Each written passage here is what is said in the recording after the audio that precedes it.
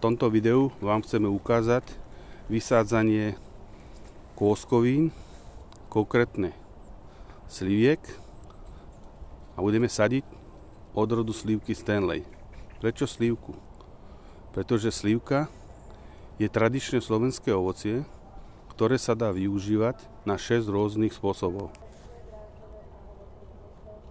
Pred výsadbou zostriháme konce hrubších koreňov, aby sme obnovili rany, aby tieto mali následné dotyk s pôdou, aby sa nám lepšie ujal. Slivku vložíme do dopredu vykopanej jamy.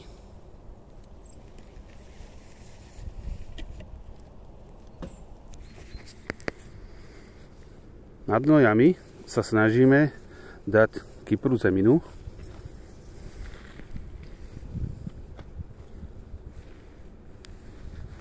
Počas sadenia stromček jemne potrasieme, aby sa hlina dostala pod všetky korene.